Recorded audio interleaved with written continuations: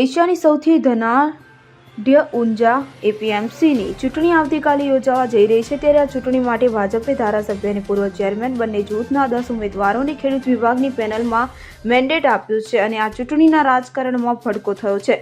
એપીએમસીની ચૂંટણીમાં મેન્ડેટ કપાતા ઊંઝા એપીએમસીના પૂર્વ vice chairman અને આ ચૂંટણીમાં ખેડૂત વિભાગમાંથી ઉમેદવારી નોંધાવનાર અરવિંદ પટેલે મહેસાણા જિલ્લા ભાજપ વ્યાપાર સેલના સંયોજક પદેથી રાજીનામું આપી દીધું હતું, જેને લઈને ખળભળાટ મચી ગયો છે. આ સાથે એપીએમસીની ચૂંટણીમાં મેન્ડેટ કપાતા અરવિંદ પટેલે નારાયણ કાકા હરિભાઈ સાંસદ અને કિરીટભાઈ ધારાસભ્ય પર બળાપો ઠાળ્યો છે. તેમના પર પોતાના માણસોને મેન્ડેટ આપવાનો આક્ષેપ કરવામાં આવ્યો છે તેમજ બંને પર આકરા પ્રહારો પણ કરવામાં આવ્યા છે. આમ બંને પોતાના પરિવારને પ્રાધાન્ય આપી કાર્યકરને નારાજ કર્યો હોવાનું તેમણે જણાવી પોતાનો બળાપો ઠાળ્યો હતો. અરવિંદ પટેલના બળાપા સામે ઊંઝાના ધારાસભ્ય કિરીટ પટેલનું નિવેદન સામે આવ્યું છે, જેમાં તેમણે જણાવ્યું હતું કે અરવિંદભાઈને નારાજગી અને ઉશ્કેરાટ છે અને મને વિશ્વાસ છે સમય જતાં ઉશ્કેરાટ સમી જશે. સાથે કામ કરીશું. આ સાથે ભાજપમાં બળવાની કોઈ સંભાવના ન હોવાનું પણ કિરીટ પટેલે જણાવ્યું હતું. જ્યારે આ મામલે પૂર્વ મંત્રી નારાયણ કાકાના પૌત્ર અને ઉમેદવાર સપ્રીત પટેલનું નિવેદન પણ સામે આવ્યું છે, જેમાં તેમણે જણાવ્યું હતું કે ભાજપની પેનલના તમામ ઉમેદવારો જંગી મતથી જીતશે. મેન્ડેટ નહીં મળનાર નારાજ અરવિંદ પટેલ કાર્યકર્તા તરીકે સંપર્કમાં છે અને આ સાથે તેમણે પોતાની જીતનો વિશ્વાસ પણ વ્યક્ત કર્યો હતો. અરવિંદભાઈ પટેલે જે પ્રતિક્રિયા આપી છે કે ભાઈ મારી રાજકીય હત્યા કરી છે, શું કહેશો એ બાબતે?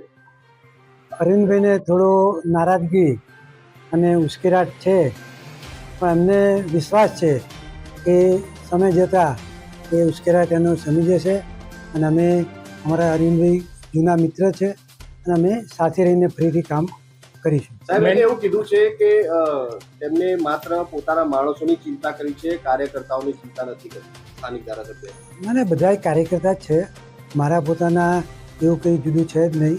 અરવિંદભાઈ અમારા જ માણસ છે અને બધાય કાર્યકર્તાઓ સાથે અમારે સાથે મળીને અમે કામ કરવા પ્રતિબદ્ધ. ભાજપે નારાયણ કાકા એમના પૌત્રની ટિકિટ એમને મેન્ડેટ અપાવ્યું છે. તમે તમારા માણસ એચ.કે. પટેલને તમારા પરિવારના સભ્યને મેન્ડેટ અપાવ્યું, એટલે કે પરિવારમાં ચાલી રહ્યો છે? ના ના, એવું કોઈ નથી. મેન્ડેટ આપવામાં મારી બહુ કોઈ ભૂમિકા નથી. બધા આપ સૌ પણ જાણો છો કે મારો મેન્ડેટ પણ નથી. મારો જ મેન્ડેટ નથી. આપે જ ગઈકાલ નિવેદન આપ્યું હતું મેન્ડેટની તમને ખબર હતી?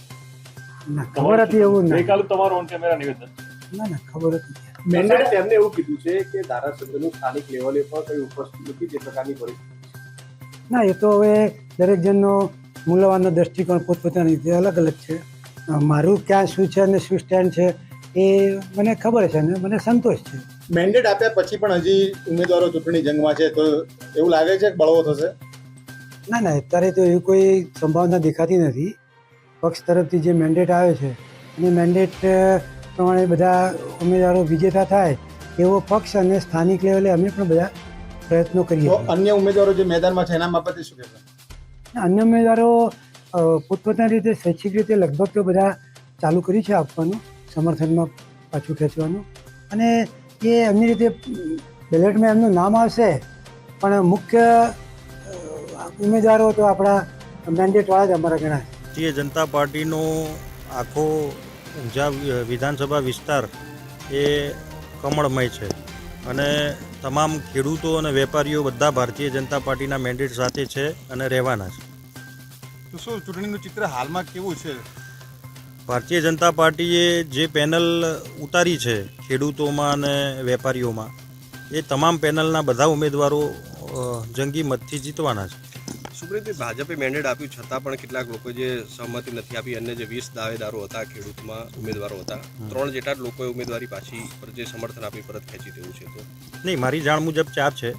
બાકીના પણ અત્યારે જેને મેન્ડેટ માગ્યું હતું ભારતીય જનતા પાર્ટી, એ બધા ભારતીય જનતા પાર્ટી સાથે જ છે અને 20 ઉમેદવાર હોય અને એમાંથી 10 જ મેન્ડેટ આપવાના હોય તો ક્યાંક કોઈને એવું લાગતું હોય કે ભાઈ મને મેન્ડેટ નથી મળ્યું, પરંતુ પાર્ટીના સાથે વર્ષોથી રહેલા હોય એટલે પાર્ટીના સાથે જ રહેવાના અને પોતપોતાની રીતે સમર્થન જાહેર કરી દેશે. અરવિંદ પટેલ નારાજ છે મેન્ડેટને લઈને? સ્વાભાવિક છે કે 30 વર્ષથી ભારતીય જનતા પાર્ટી સાથે જોડાયા હોય અને ક્યાંક એમના મેન્ડેટનો વિષય હોય તો ક્યાંક નારાજગી હોય, પણ એ નારાજગી એમને વ્યક્ત કરી અને અત્યારે પાછા પાર્ટીના કાર્યકર્તા તરીકે અમારી સાથે સંપર્કમાં જ છે. એ કહી રહ્યા છે કે વંશવાદ ચલાવી રહ્યા છે, ભાજપ એક બાજુ વંશવાદનો વિરોધ કરી રહ્યા છે, બીજા બાજુ વંશવાદ ચલાવી રહ્યા છે. હવે એવું છે કે લોકસભાના ફોરમ ઉપર માનનીય નરેન્દ્રભાઈ મોદીએ 2023માં એક બાઇટ પણ તમારી જોડે છે, ના હોય તો હું શેર કરી દઈશ.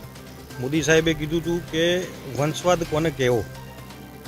એક જ પાર્ટી એક જ પરિવાર ચલાવતો હોય, બધા નિર્ણય એક જ પાર્ટી એક જ પરિવારના લોકો લેતા હોય, એને વંશવાદ કહે છે. જ્યારે કોઈ પણ એક જ પરિવારમાંથી 9 જણા જો કેપેબલ હોય ને એમને લોકોનો સાથ સહકાર હોય તો એને કોઈ દિવસ ભારતીય જનતા પાર્ટીએ પાર્ટીવાદ કહ્યો નથી. અને મારી વાત થાય તો હું 2005થી વિદ્યાર્થી પરિષદમાં ઇલેક્શન લડીને જીત્યો છું. યુવા મોરચામાં 2009થી કાર્યરત છું. જુદા જુદા જે પણ એમને જવાબદારી આપી એ બધી મેં સ્વીકારી છે અને નિભાવી છે. એટલે એ વિષય વસ્તુ આની સાથે જોડવી એ થોડી યોગ્ય લાગતી નથી. શું લાગે છે હવે સમરસ થશે? તો બધા ભારતીય જનતા પાર્ટીના વ્યક્તિઓ હતા અને બધા એક સાથે સંમત જ છે, એમાં કોઈ વિષય નથી. બહારના બજારોમાં કે સોશિયલ મીડિયામાં કોઈ વાત થતી હોય તો એનાથી હું જાણકાર નથી, પરંતુ હું મારા લેવલે એવું કહી શકું કે તમામ પક્ષ જે ભારતીય જનતા પાર્ટી સાથે જોડાયેલા વ્યક્તિઓ હતા એ બધા પાર્ટી સાથે છે અને બધાએ મક્કમ નિર્ણય લઈ લીધો છે કે ભારતીય જનતા પાર્ટીએ જેને મેન્ડેટ આપ્યા છે અમે બધા એની સાથે છીએ. સુપ્રીમભાઈ, આપણે 16 મંડળીમાં આપનું નામ નથી અને 16 મંડળીઓ હાલ વિરોધ કરી રહ્યા શું કહે છે? નહીં, આમાં કેવું છે કે ઘણીવાર લોકો ખોટી અફવાઓ ચલાવતા હોય. બાકી ખેત બજારના નિયમ પ્રમાણે કોઈ પણ ખેડૂત જે માર્કેટયાર્ડનો વિસ્તાર છે એમાંનો કોઈ પણ ખેડૂત હોય એ ખેડૂત વિભાગમાંથી ફોર્મ ભરી શકે. અને એ નિયમ પ્રમાણે હું સેટ થતો હતો એટલે મેં ફોર્મ ભર્યું અને બાકીની મંડળીઓનો પણ ટેકો મારી સાથે છે. એટલે એ વિષય વસ્તુ અહીંયા આવતી નથી.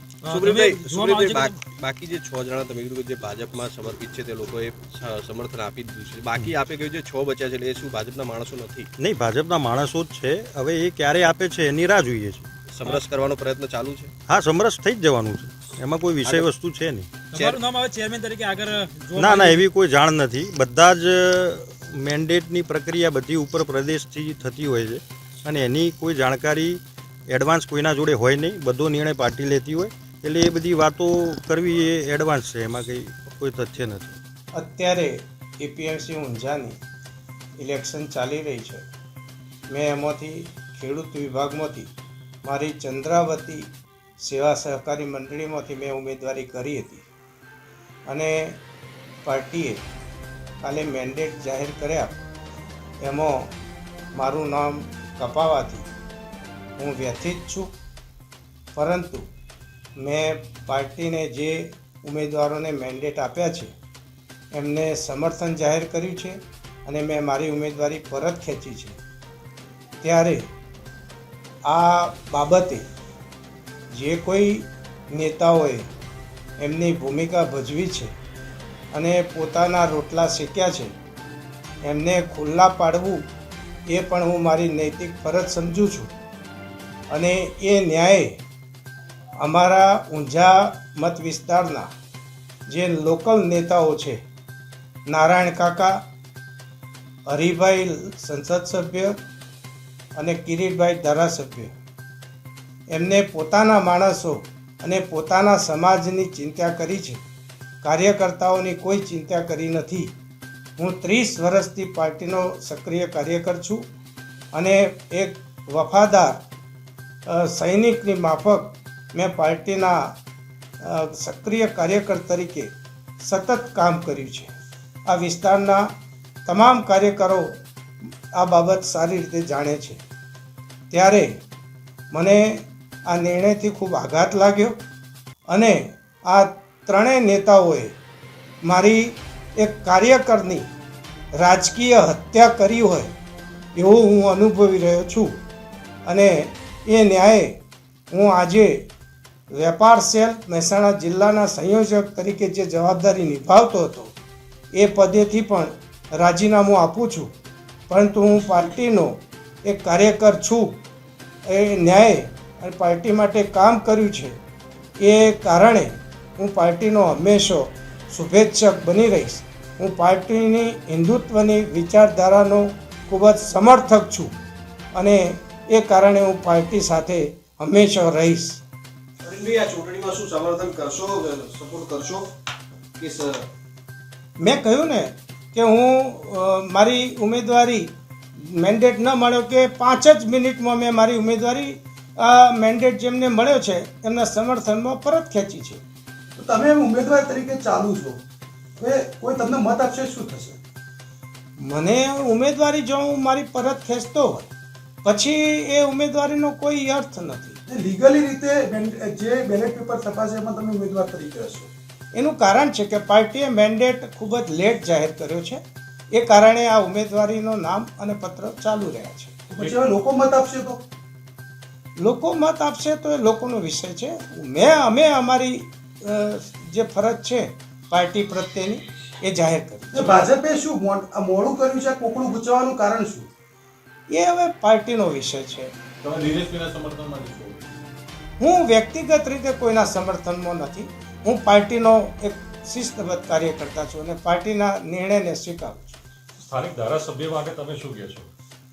સ્થાનિક ધારાસભ્યએ મારા બાબતે અન્યાયી વલણ અપનાવ્યું છે અને એ પણ મેં જાહેરમાં આવા ઇન્ટરવ્યૂમાં પણ કહ્યું છે અને આજે પણ કહ્યું. શું લાગે છે, છેક સુધી તમે તો સાથે જ હતા, તો કયું કારણ લાગે છે કે ધારાસભ્ય તમને જાણ? એમને 2 જ વ્યક્તિઓમાંથી એકની પસંદગી કરવાનો જ્યારે કોઈ સમય આવ્યો ત્યારે એમને એમના નજીકના અને સમાજના એમના ઉમેદવારને જ પસંદ કરવાનું ઉચિત માન્યું, જે એક કાર્યકરને માટે એ ઘાતક સાબિત થઈ. તમે એવું કહેતા હતા કે ધારાસભ્યનું કોઈ ઉપજતું નથી, કોઈ સાંભળતું નથી, આ વાત સાચી?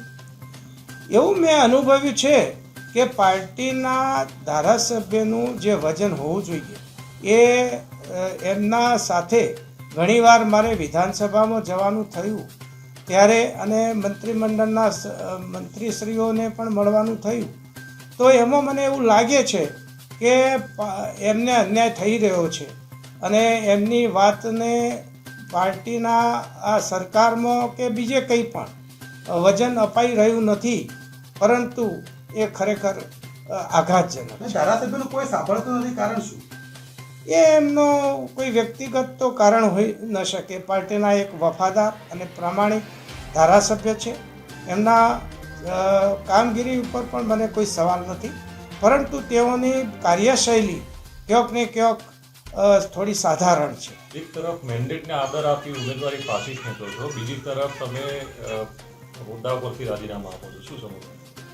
હું હોદ્દા ઉપરથી એટલા માટે રાજીનામું આપું છું કે પાર્ટીએ મારી કદર નથી કરી અને એટલે હું અત્યારે મારી માનસિકતા ક્ષતિ કરી રહ્યો છું કે આટલા વર્ષથી જો પાર્ટીનો એક કાર્યકર આટલું સરસ રીતે કામ કરી રહ્યો હોય અને અત્યારે તો હવે કંઈ છે નહીં. પહેલાં અમે જ્યારે નારાયણ કાકાના નેતૃત્વમાં પાર્ટીનું કામ કરતા ત્યારે 20-25 વર્ષ પહેલાં તો જબરજસ્ત સંઘર્ષ હતો અને એ સંઘર્ષમાં જેની સામે અમે સંઘર્ષ કર્યો છે એ જ અત્યારે અમારા આગેવાનો બનીને અમને જે દબાવી રહ્યા છે. તમને શું લાગે છે કોને મેન્ડેટ આપવાના ચક્કરમાં તમારું કપાયું છે? એવું કોણ નજીકનું છે જેને મેન્ડેટ આપી દેવાયું? તમારે અને એમના બંને વચ્ચે કોને પસંદ કર્યા? એ બી મેં જાહેર કર્યું છે કે નારાયણ કાકાએ એમના પૌત્રનું નામ આગળ સૂચવ્યું છે અને કિરીટભાઈએ HK પટેલનું નામ આગળ સૂચવ્યું છે અને આમ બંને પોતપોતાના પરિવારને પ્રાધાન્ય આપી એક કાર્યકરને નારાજ કર્યો છે અને એને દબાવ્યો છે. પાર્ટીમાં આ બધા વિષયો જેટલા તમે પત્રકારિતા લેવલે ઊભા કરો એટલા ઓછા છે, પરંતુ હાલનો મુદ્દો મેં જે તમારા તમામ સવાલોના જવાબ આપ્યા એમાં આવી જાય છે. Bureau report CN24 news. હવે જુઓ દેશ દુનિયાની તમામ ખબરો તમારી આંગળીના ટેરવે. ઉઠાવો મોબાઈલ અને Google Play Store પરથી ડાઉનલોડ કરો અમારી CN24 ન્યૂઝ મોબાઈલ એપ.